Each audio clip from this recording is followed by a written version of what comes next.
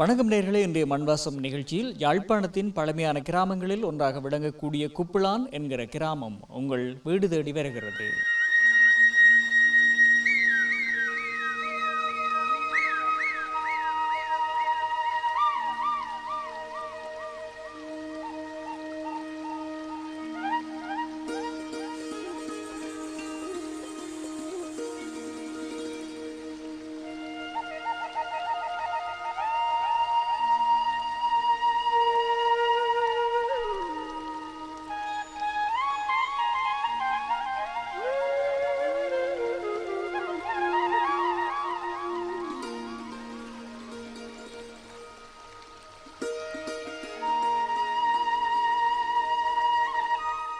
யாழ்ப்பாணத்தில் அறிஞர்களும் பெரியவர்களும் வாழ்ந்த புகழ்மிக்க கிராமங்களில் ஒன்றாக குப்புளான் என்கிற அழகான விவசாய கிராமம் விளங்கி வருகிறது.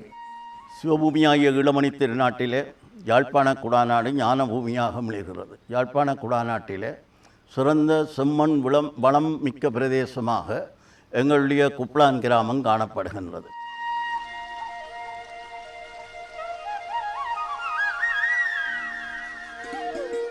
தொடக்க காலத்தில் பிரதேசங்களில் ஒவ்வொரு ஊர்களும் இன்னொரு ஊர்களோடு சேர்ந்திருந்து கால ஓட்டத்தில் பிரிந்தது போலவே குப்புளான் கிராமமும் தனி கிராமமாக பிரிந்து கொண்டது. 64ஆம் ஆண்டு எங்களுடைய கிராமம் தனி கிராமமாக வளர்ச்சி அடைந்தது. அதற்கு முன்பு இது ஏழாலை கிராமத்தின் ஒரு பகுதியாக ஏழாலை வடக்கு குப்புளான் என்ற பெயரிலே இருந்த கிராமம் தனி கிராமமாக வேண்டும் என்று எங்களுடைய மண்ணின் மைந்தர்கள் பலர் எடுத்த பெரும் முயற்சியின் பலனாக இன்றைக்கு 51 வருடங்களுக்கு முன்பு தனி கிராமமாக உருவாகியது.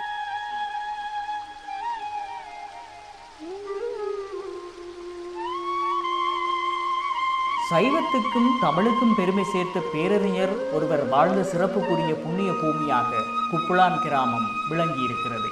கலையும் தமிழும் சைவமும் வளர்ந்த எங்களுடைய புனித பூமி மிகச் சிறப்பான முறையிலே பிரகாசித்து கொண்டொரு காலத்திலே இருந்தது. எங்களுடைய கிராமத்திலே பல பெரியோர்கள் வாழ்ந்தார்கள். சைவ சித்தாந்த கலாநிதியாகிய மகான் காசிவாசி செந்திநாதையர் அவர்கள் எங்களுடைய கிராமத்திலே பிறந்தவர். அது மாத்திரமல்ல, அவர் காசியிலே போய் 10 வருடங்கள் தவம் இருந்து பல அரிய நூல்களை எல்லாம் கற்று மிகப்பெரிய சிறப்பான நூல்களை எல்லாம் சைவ சித்தாந்த துறையிலே ஆக்கி தந்தவர். தேவாரம், வேதசாரன், நீலகண்ட பாஷ்யம், சைவ வேதாந்தம், கந்தபுராண நவநீதம் போன்ற பல அரிய நூல்களை எழுதியவர். அனைவருடைய பாராட்டையும் பெற்றவர். காலச்சிறப்பினை தன்னகத்தே ஆக்கி வைத்திருக்கின்ற குப்புளான் கிராமத்தை தமிழ் அறிஞர்கள் தங்கள் பதிவுகளில் மிகச் சிறப்பாக பதிவு செய்திருக்கிறார்கள். இந்த தனி கிராமம் உருவாகிய காலத்திலே கிராமோதய மலர் ஒன்று வெளியிடப்பட்டது. அந்த மலரிலே எங்களுடைய அன்புக்கும் மதிப்புக்கும் உரிய மூதறிஞர் பண்டிதமணி ஐயா அவர்கள் குப்புளான் கிராமத்தை பற்றி குறிப்பிடுகின்ற பொழுது, குப்புளான் கிராமம் யாழ்ப்பாண குடாநாட்டிலே ஒரு திருப்பரங்குன்றம். ஏனென்றால் மகான் செந்திநாதையா போன்ற மகான்கள் பிறந்த பூமி என்று குறிப்பிட்டிருப்பது ஒரு மிக சிறந்த அம்சமாகும்.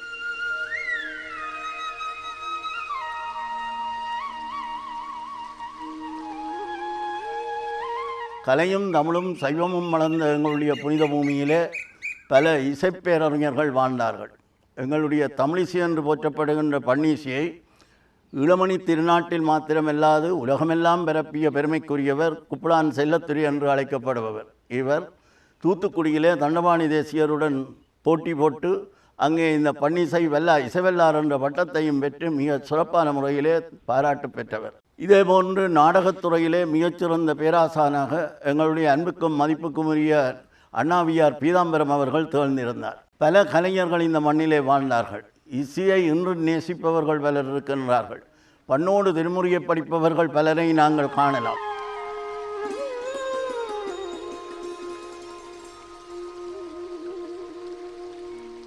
இயல், இசை, நாடகம் என சொல்லப்படுகின்ற முத்தமிழும் சிறப்பு பெற்று விளங்கிய ஒரு கிராமமாக குப்புளான் கிராமம் விளங்கி இருக்கிறது. தமிழாகிய இயல், இசை, நாடகமாகிய மூன்றும் மிக சிறப்பாக வளர்ந்த பூமி இது. நாடகக் கலைஞராக இருந்த அண்ணாவியார் பீதாம்பரம் அவர்கள் அந்த காலத்திலே கூத்து மரபிலே போட்ட கிருஷ்ணலீலா நாடகத்தை பற்றி யாழ்ப்பாண குடாநாட்டில் இருக்கின்ற பலரும் பேசுவார்கள். குடும்பசெட்டி கிராமத்திலே வாழ்ந்த கலைப்பேரரசு ஏற்றி பொன்னுத்துறை ஐயா அவர்கள் தான் இவருடைய இந்த கூத்தை பார்த்துத்தான் எனக்கு இந்த நாடகத்திலே பற்று வந்தது என்று ஒரு முறை ரூபவாணிக்கு கொடுத்த ஒரு பேட்டியிலே கொடுத்திருந்ததை நான் பார்த்திருந்தேன். ஆகவே எங்களுடைய மக்கள் முத்தமிழையும் வளர்ப்பதிலே மிகவும் அக்கறையாக இருந்தார்கள்.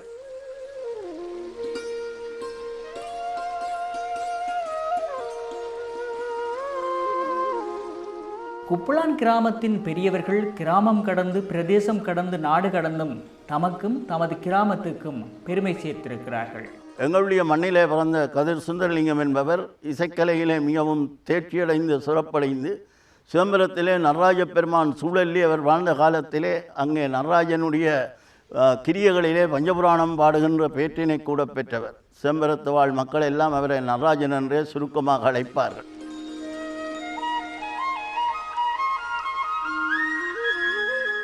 வடக்கு கிழக்கை ஆட்கொண்ட போர் குப்புளான் கிராமத்தின் தனித்துவத்தையும் சிதைத்தது. மக்கள் நெருக்கடிகளையும் சந்தித்தனர். ஏர்முனைக்கு நேர் இங்கே எதுவுமே இல்லை என்றும் நம்ம வாழ்விலே பஞ்சமே இல்லை என்ற நினைப்போடு ஒரு கூட்டு குடும்பமாக விவசாயத்தை நம்பி மண்ணை நம்பி வாழ்ந்த மக்கள் தான் நமது கிராம மக்கள். ஆனால் இந்த நாட்டிலே ஏற்பட்ட யுத்தம் காரணமாக இந்த யுத்தத்தின் பெரும் வடுக்களை சந்தித்த ஒரு கிராமமாக எங்களுடைய கிராமமும் இருந்தது. ஏனென்றால் உயர் பாதுகாப்பு வலயத்திலே ஒரு சிறிது காலம் எங்களுடைய கிராமம் இருந்ததனால் எங்களுடைய கிராமத்தின் பூர்வீகத்தன்மைகள் அல்லது சிறப்பம்சங்கள் பல சிதைவுபட்டன. கிராம மக்கள் அனைவரும் அல்லோலப்பட்டார்கள். ஏதிலிகளாக அகதிகளாக அலைந்து திரிய வேண்டிய பரிதாபகரமான நிலை ஏற்பட்டது.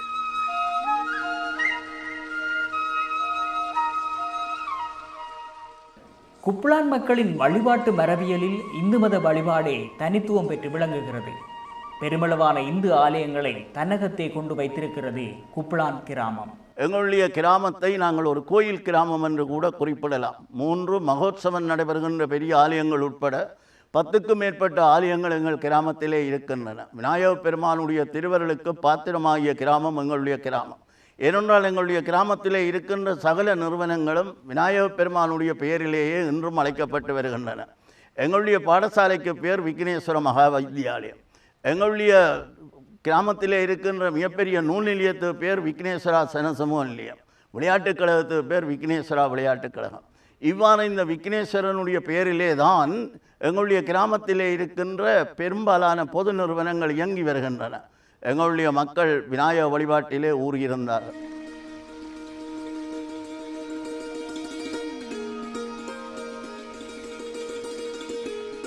இந்த வீரமனைப்பதியிலே இருக்கின்ற கன்னிமார் அம்பாள் ஆலயம் மிகச்சிறிய ஆலயமாக இருந்த ஆலயம் இன்று ஒரு பேராலயமாக வளர்ச்சி பெற்று மகோத்சவம் நடைபெறுகின்ற ஆலயமாக மலர்ந்திருக்கின்றது. ஆதிவாசி செந்தநாதையர் பிறந்த சூழலிலே இருக்கின்ற சொக்கர்வளவு சோதி விநாயகர் ஆலயமும் இன்று மகோத்சவம் நடைபெறும் பெருமாலயமாக வளர்ந்திருக்கின்றது.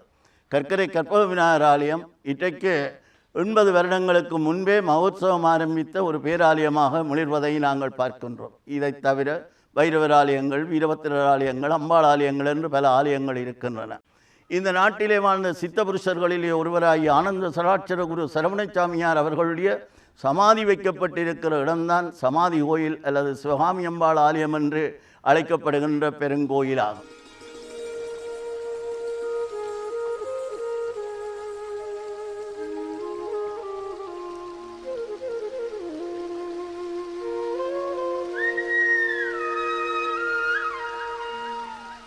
நூறு வருடங்களுக்கு மேற்பட்ட வரலாற்றை கொண்ட ஒரு ஆலயம்.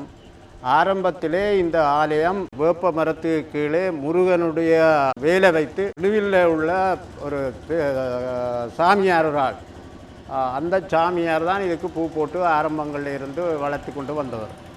பிறகு இந்த ஆலயம் வரலாற்று ரீதியாக பார்க்கின்ற பொழுது கன்னிமா கௌரி அம்பாள் என்ற பெயருடன், அதாவது எங்களுடைய முன்னோர்கள் இது முதல் ஆரம்பத்தில் இருக்கின்ற பொழுது இங்கே எல்லோரும் விவசாயம் செய்பவர்கள், தோட்ட காவல் செய்கின்றவர்கள் எங்களுக்கு குறிப்பிட்டிருக்கிறார்கள். 7 கன்னிமார்கள் இங்கே இரவிலே உலாவுறதாகவும் அவர்கள் அடிக்கடி இதனை இரவிலே உலாவி இந்த கோயிலை வளர்த்திருக்கிறார்கள் என்று சொல்லுற ஒரு சந்தர்ப்பம் இருக்கின்றது.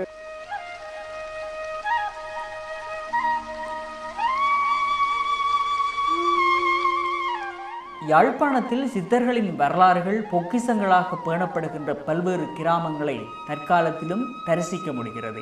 இவ்வாறான சிறப்பம்சம் பொருந்திய ஆலயம் ஒன்றும் குப்புளான் கிராமத்திலும் காணப்படுகிறது. எங்களுடைய குப்லான் கிராமத்தின் வடக்கு பகுதியிலே ஆனந்த சடாட்சர குரு சரவணசாமியார் அவர்களுடைய சமாதி ஆலயம் இருக்கின்றது. ஆனந்த சடாட்சர குரு சரவணசாமியார் அவர்கள் எவ்வாறு ஒரு மகா சித்த புருஷராக இருந்தார் என்பதை பற்றி ஆத்மயோதி ஐயா அவர்கள் எழுதிய ஈழத்து சித்தர்கள் என்ற புத்தகத்தினூடாக நாம் அறிந்து கொண்டோம். அது மாத்திரமில்லாது செவி வழியாக நம்முடைய முன்னோர்கள் கூறிய பல கதைகளையும் நாங்கள் அறிந்து கொண்டோம். இந்த சித்த புருஷர் உங்களுக்கு தெரியும், ஞானம் மேலோங்கியவர்கள். அவர்கள் மௌனமாக இருப்பார்கள். இந்த சாமியார் அதிகம் பேச மாட்டாராம். ஆனால் ஒவ்வொரு அமாவாசைக்கும் பருவத்துக்கும் அவர் இந்தியாவிலேருந்து வருகின்ற பொழுது ஒரு சிவகாமி அம்பாளால் விக்கிரகத்தை கொண்டு வந்து அங்கே பிரதிஷ்டை செய்து அதற்கு நாளாந்தம் பூசை பண்ணி வந்தாராம். இந்த அமாவாசை பருவமாகிய தினங்களிலே இந்த பிடியரிசி திட்டமாக கிராமத்திலே போய் ஒவ்வொரு வீடு வீடாக சேர்ப்பாராம். அதுவும் அவர் வாய் திறந்து எதுவும் கேட்பதில்லையாம். ஆனால் மக்களுக்கு எல்லோருக்கும் அவர் வேறு வேறு சாமியார் என்று தெரியும். உலைக்கரிசி போடுற பொழுது ஒருபடி அரிசி எழுத்து ஒரு குட்டானில் போட்டு வைப்பார்கள். சாமியார் வந்து விட்டார் என்றால் அந்த அரிசியை கொண்டு போய் கொடுப்பார்கள். அவர் வாங்கி கொண்டு போய் அதை கஞ்சியாகவோ சோறாகவோ ஆக்கி அங்கே வருகின்ற மக்களுக்கு அடியார்களுக்கு அமுதளிக்கின்ற பணியை அன்னமிடுகின்ற பணியை மிகச் சிறப்பாக செய்து வந்தார். இந்த சித்த புருஷர் தேடி பல அடியார்கள் வந்திருக்கின்றார்கள். அவரிடமிருந்து அந்த ஆத்மீய ஞானத்தை பெற வேண்டும். ஒரு நாள் இன்ன நேரத்தோடு இந்த உடலை விட்டு உயிர் போய்விடும் என்று தன்னை கூடியிருந்த அடியார்களுக்கு சொல்லி இருக்கிறார். ஆனால் அதை பலர் பெரிதாக நினைக்கவில்லை. அவர் கூறியபடியே நிச்சயிலே தியானத்திலே சிவகாமி அம்பாளை வழிபாடு செய்துவிட்டு தியானத்திலே இருந்த பொழுது அவருடைய உயிர் உடலை விட்டு பிரிந்தது. இதை கேள்விப்பட்டு அயலூர்களிலிருந்தெல்லாம் நூற்றுக்கணக்கான மக்கள் வந்தார்களாம். அவர்களெல்லாம் வந்து பார்த்து அவரை சமாதி வைக்க வேண்டும் இந்த இடத்திலே என்று விரும்பினார். ஆனால் அந்த காலத்திலே ஒரு மயானத்தை தவிர இன்னொரு இடத்திலே சமாதி வைப்பதென்றால் போலீஸ் பெர்மிஷன் எடுக்கும். அப்பொழுது அங்கே போலீஸிடம் பெர்மிஷன் எடுக்க சென்ற பொழுது அதிகாரியாக இருந்தவர் ஒரு பெரும்பான்மை இனத்தைச் சேர்ந்தவர். அவர் சொன்னாராம், இது ஒருக்கா நான் வந்து பார்த்துத்தான் சொல்லுவேன். இங்கே வந்து பார்த்தால் அப்படியே அவர் நிஷ்டையில் இருக்கிறார். அவருக்கு மாலைகள் பூக்கள் எல்லாம் சொரிந்திருக்கின்றன. முன்னாலே மக்கள் எல்லாம் கற்பூரம் கொளுத்தி கும்பிட்டபடி இருக்கிறார்கள். இவர் வந்தவர் ஒரு முறை அந்த உடம்பை ஆட்டி பார்த்தாராம். ஏனென்றால் உங்களுக்கு தெரியும், உயிர் போன உடல் 2ஆம் நாள் 3ஆம் நாளே என்ன நடக்கும் என்று. ஆனால் அவருடைய உடலுக்கு எதுவுமே செய்யவில்லை, அப்படியே அசையாமல் இருந்தாராம். பார்த்த உடனே அந்த போலீஸ் அதிகாரி பயம் வந்தது. சப்பாத்தை கலட்டினானாம். அப்படியே விழுந்து சாஷ்டாங்கமாக வணங்கிவிட்டு கௌதம புத்தரும் இப்படித்தான் பரிநிர்வாணம் அடைஞ்சார் என்று சொல்லிவிட்டு அந்த காலத்திலே இது 32 33ஆம் ஆண்டு நடந்தது. ஒரு 100 ரூபா காசு எடுத்து கொடுத்து சமாதி வையுங்கோன்னு சொன்னார் என்று எங்களுடைய கிராமத்திலே பல சமூக பணிகளை செய்த எங்களுடைய மிகப்பெரிய உறவினராக இருந்த திரு பண்டிதர் ஐயா அவர்கள் எனக்கு சொன்னதை நான் நினைவுபடுத்தி பார்க்கிறேன்.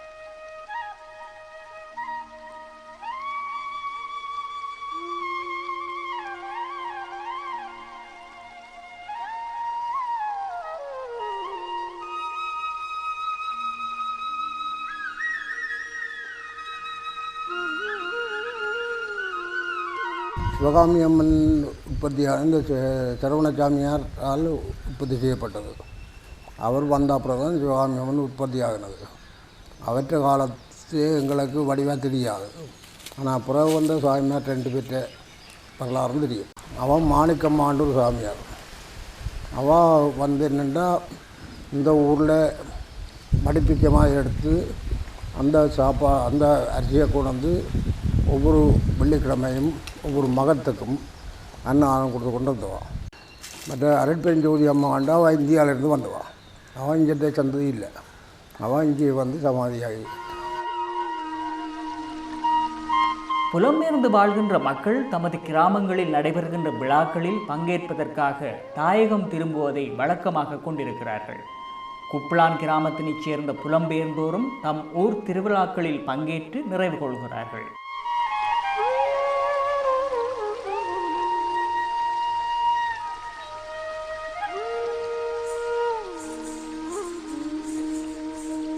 என் பேர் கிருபன். கனடா மொன்றியலில் வாழ்ந்து கொண்டிருக்கிறேன்.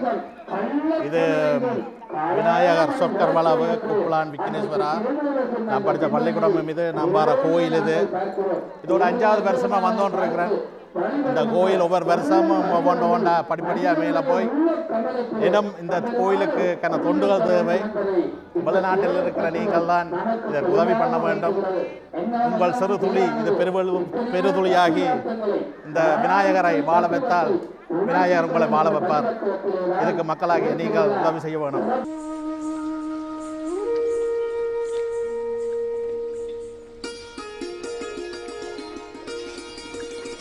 ஒவ்வொரு கிராமங்களையும் அடையாளப்படுத்துவதில் பிரதான இடத்தினை வகிப்பவை கல்விச்சாலைகள். குப்ளான் கிராமத்திலும் கல்விச்சாலைகளின் பணி சிறப்பு பெற்று விளங்குகிறது.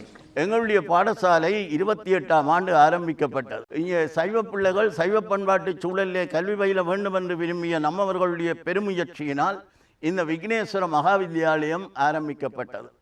இந்த விக்னேஸ்வர மகாவித்யாலயத்தின் ஆரம்பத்துக்கு பலர் அயராது உழைத்தார்கள். எங்களுடைய சட்டத்தரணி தம்பராசா அவர்கள், எங்களுடைய காசிவாசி சேந்திரநாத ஐயருடைய அண்ணன் மகன் சுந்தர சர்மா ஐயா அவர்கள், சுப்பையா ஆசிரியர் அவர்கள், இப்படி பலருடைய பேருழைப்பினாலும் கிராம மக்களினுடைய ஒத்துழைப்பினாலும் எங்களுடைய இந்த பாடசாலை இன்று வளர்ச்சியடைந்து ஒரு மகா வித்தியாலயமாக சிறப்பு பெற்றிருப்பதை நாங்கள் பார்க்கின்றோம்.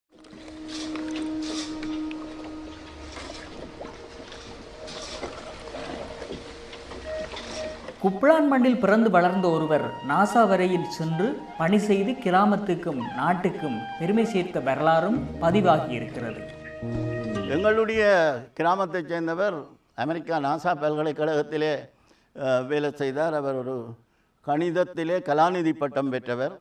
ஸ்கந்தவரோதயா கல்லூரியின் பழைய மாணவர். அம்மாவினுடைய பழைய சோத்தை பழஞ்சோறு என்று சொல்வார்கள், அதை சாப்பிட்டு விட்டு ஓடி ஓடி போவதுண்டு. கொத்தியால் அடிக்க போகவே அந்த சோறு சமிச்சு விடும். அங்கே நாங்கள் போகிற பொழுது சில வேளைகளில் நேரம் பிந்தினால் ஒரேட்டர் வாசல்லே பிரம்போடு நிற்பார்.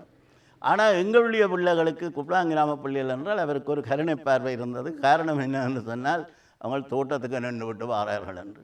உண்மையும் அதுதான். அவர் அந்த நாசா பல்கலைக்கழகத்திலே வேலை செய்தவருடைய தந்தையார் ஒரு பெரிய தோட்டம் வச்சிருந்தார், சூத்திரக்கிணறு. அவர் படிப்பால் வருகிற பொழுது அவர் அங்கே போயிடுவார். 1 கிலோமீட்டர் அவருடைய வீட்டிலிருந்து தூரம். அது அங்கே அவரிடம் அந்த புத்தகத்தையும் வாங்கி அவருடைய உடுப்பையும் மாற்றி அவரை அந்த சூத்திரம் வளைக்க விட்டு வருவார். அவர் 7 மணிக்கு தான் வீட்டை வருவார். இவ்வாறு பாடுபட்டு விவசாய நிலத்திலே பெற்றோருடன் பாடுபட்டு உழைத்துவிட்டு படித்துத்தான் கலாநிதி பட்டத்தை பெற்று அமெரிக்கா நாசா பல்கலைக்கழகத்திலே சிறப்பான பட்டம் பெற்று.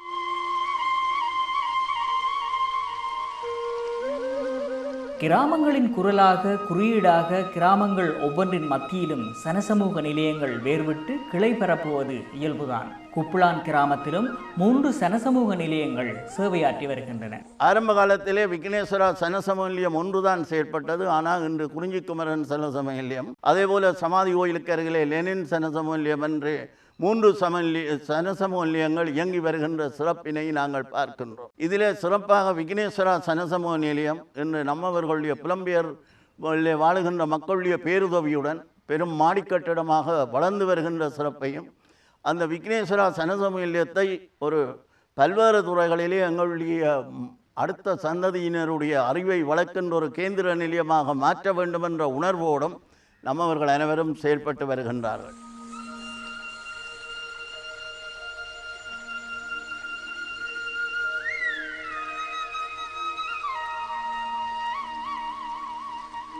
குப்ளான் கிராமத்து மக்களின் பிரதான தொழிலாதாரமாக விவசாயமே விளங்கி வந்திருக்கிறது. கிராமத்தின் உயிர் நாடியாக இன்றும் விவசாயமே காணப்பட்டு வருகிறது. இந்த செம்மண் இருக்கின்றதே, இந்த மண் ஒரு பொன்முளையும் பூமி. எங்களுடைய மண்ணும் தண்ணீரும் போதும் என்று சொல்வார்கள். இந்த காற்றும் எங்களுடைய தண்ணீரும் இவை ரெண்டுமே எங்களுடைய வாழ்வுக்கு ஆதாரமாக இருந்து வருவன. இவை எங்களுடைய மண்ணையும் மக்களையும் வளம்படுத்தி வருவன. இந்த செம்மண் பிரதேசத்திலே எங்களுடைய விவசாயிகள் இந்த மண்ணை நம்பித்தான் வாழ்ந்தார்கள். இந்த மண்ணிலே அவர்கள் போடுகின்றது அத்தனையும் விளைந்து அவர்களுக்கு பெரும் விளைச்சலை தந்தது மாத்திரமல்ல, அவர்களுடைய குடும்பத்துக்கு இந்த விவசாய மண்ணே ஆதாரமாக இருந்தது. கிராம மக்கள் ஒன்றித்து விவசாய நடவடிக்கைகளில் கூட்டு முயற்சியாக ஈடுபட்டு வருகிறார்கள். தமது பிரதேசத்திற்கான விவசாய உற்பத்திகள் என்ற நிலையினை கடந்து பிற பகுதிகளுக்கு ஏற்றுமதி செய்யும் அளவிற்கு விவசாய முனைப்புகளில் அந்த கிராம மக்கள் ஈடுபட்டிருக்கிறார்கள்.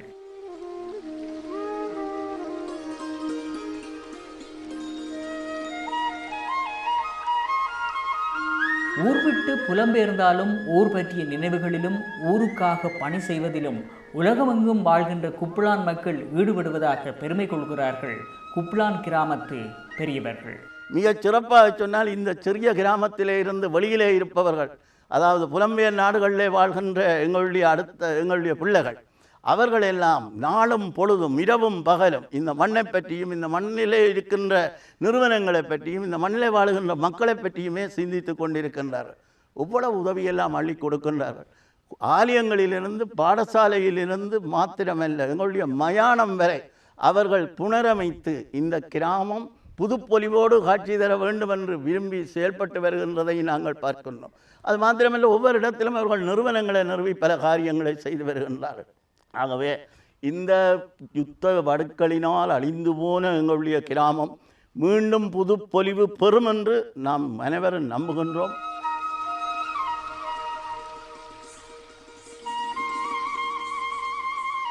கிராமங்களைச் சேர்ந்தவர்களே விளையாட்டுத் துறைகளில் பாரிய சாதனைகளை எட்டி தொட்டிருக்கிறார்கள். இதற்கு குப்புளான் கிராமமும் விதிவிலக்கல்ல. குப்புளான் கிராமத்தினைச் சேர்ந்த இளைஞர்கள் விளையாட்டுக்காக கூடுதல் நேரங்களை செலவிடுகிறார்கள். நாங்கள் 2013ஆம் ஆண்டு இந்த கிரவுண்டை அமைச்சினாங்க. என்னுடைய பெயர் குப்புளான் குறிஞ்சி குமரன் விளையாட்டுக்களம். இது இந்த மைதானமானது புலம்பெயர் மக்களுடைய நிதியும் எங்களோட உள்ளூர் மக்களுடைய பங்களிப்பின் ஊடாக பெறப்பட்ட ஒன்று. இது எங்களுடைய சிறுவர்களுடைய உளமேம்பாடு மற்றும் அவர்களுடைய உடற்பயிற்சி மனம் போன்றவரை திருப்திப்படுத்துவதற்கு அமைக்கப்பட்ட ஒன்று. கிராமத்தில் 2 விளையாட்டுக் கழகங்கள் காணப்படுகின்றன. இவ்வாறான விளையாட்டுகளில் பங்கேற்கும் இளைஞர்கள் தேசிய மட்டம் வரையில் சாதித்தும் காட்டியிருக்கிறார்கள். இங்கே பயிற்சி செய்பவர்களில் ஒரு குறிப்பிட்ட அளவானவர்கள் தேசிய அணிகளில் இடம் பிடித்தவர்கள் அவருடைய பாடசாலை மட்ட அணிகளில் இருந்து சிலர் இருக்கிறார்கள். மற்றும் வெவ்வேறு துறைகளில் பங்கு பெற்றார்கள் இருக்கணும். இந்த மைதானத்தில் எங்களோட அணியிலிருந்து தேசிய மட்டத்துக்கு பளுதூக்கல்ல திரு பேரராசிங்க கிருஷ்ணகுமார் அவர்கள் வெற்றியிட்டிருக்கிறார். பாடசாலை மட்டம் பசாவலான் பாடசாலையில் கல்வி பயில்கின்ற மாணவர்கள் தேசிய அணிக்கு தேசிய மட்டத்தில் 2ஆம் இடத்தை போன வருடம் பெற்றவர்கள். இவ்வாறு சிறப்பாக அணி இயங்கிக் கொண்டிருக்கிறார்.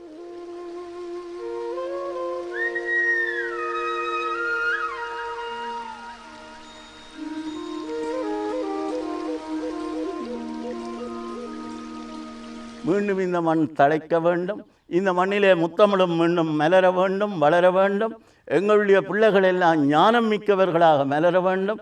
அவர்கள் நல்லவர்களாக, வல்லவர்களாக, ஞானம் மிக்கவர்களாக. பாரதியினுடைய வாக்கிலே சொன்னால், செய்வம் என்றொரு செய்ய எடுப்போர் செம்மநாடி பணிந்திடும் தெய்வம் என்று சொன்னானே, அதே போல செய்கின்ற காரியங்களை சிறப்பாக செய்யக்கூடியவர்களாக அவர்களெல்லாம் மலர வேண்டும் என்று நாங்கள் விரும்புகின்றோம், வாழ்த்துகின்றோம். எங்களுடைய கிராமத்திலே இருக்கின்ற அருள்பாலித்து கொண்டிருக்கின்ற இந்த எங்களுடைய தேவாலயங்கள் அல்லது சக்திமிக்க ஆலயங்கள் இருக்கின்றனவே, இந்த ஆலயங்களிலிருந்து வீசுகின்ற அருளொளி எங்களுடைய அடுத்த சந்ததியை பாதுகாக்கும் என்று நாம் நம்புகின்றோம். பாரம்பரியமும் செழுமையும் கொண்ட குப்புளான் கிராமத்தின் தனித்துவத்தினை இன்னமும் பேணி காக்க வேண்டும் என்ற முதியோரின் நம்பிக்கை என்றுமே வீண் போகாது.